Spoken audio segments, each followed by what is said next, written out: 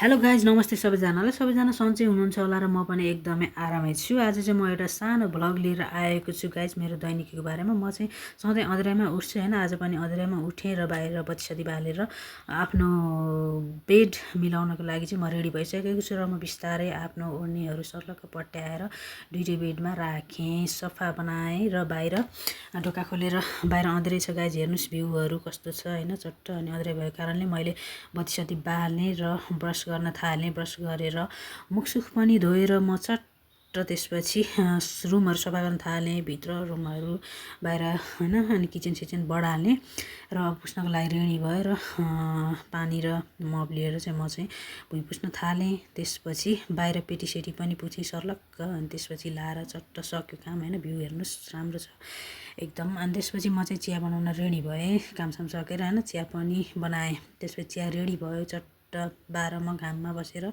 चट्ट बिस्कुट र चिया मजाले खायौँ होइन, गफ गर्दै हाँस्दै चट्ट चिया सिया खायौँ। त्यसपछि मेरो काम भनेको अब कपडा धुने गाइज। कपडा चाहिँ मैले बाल्टिनमा चट्ट सरफमा भिजाएँ होइन, भिजाएर मजाले राखेँ र त्यसपछि साबुन लाएर ब्रसले मजाले चम्किलो बनाएर कपडा सपडा मजाले घोटी धोएँ होइन, एकदम हात सात पनि दुखिरहेछ कपडा सपडा धोएर। अनि त्यसपछि चट्ट धोइसकेपछि मैले कपडा सपडा सुकाइसकेपछि अब मेरो काम भनेको खाना मैले रेडी गरिसकेको थिएँ र खाना खान थाल्यौँ हामी 12मा बसेर सँगै होइन। मिठो गरी नमिठो भए पनि हामी त मिठो गरी खान्छौँ गाइज होइन, खानासाना मिठो गरी खाइयो। अनि त्यसपछि भाँडासाँडा चट्ट डिक्ची ड्राइभर होइन गर्न थाल्यो, भाँडा धस्काउन थाल्यो गाइज, दुईजनाले खाएको होइन।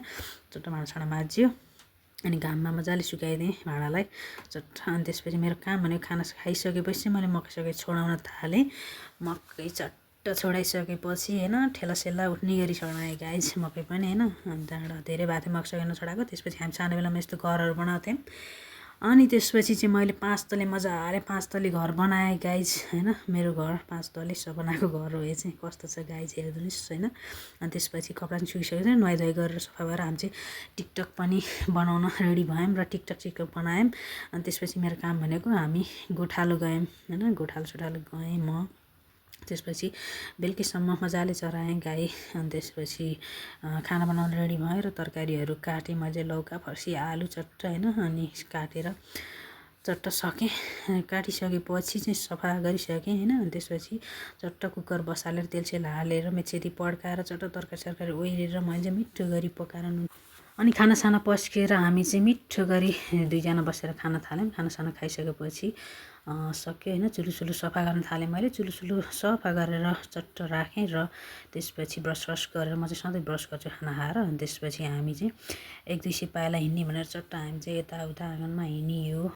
हिँडिसकेपछि अब म ओछ्यानबाट टकटक चुलचुल लाएर पर्दा लगाएर टक्क बच्चा निभाएर सुत्ने तयारी गर्दैछु गाइज। अनि त्यसपछि अन्तिमसम्म भिडियो हेरेर साथ दिनुहुने सबै साथीहरूलाई मनैदेखि हृदयदेखि धेरै धेरै धन्यवाद। र यस्तै भिडियो हेर्नको लागि लाइक कमेन्ट फलो गरिदिनु होला। र आजलाई गुड नाइट सबैजनालाई भन्न चाहन्छु है त।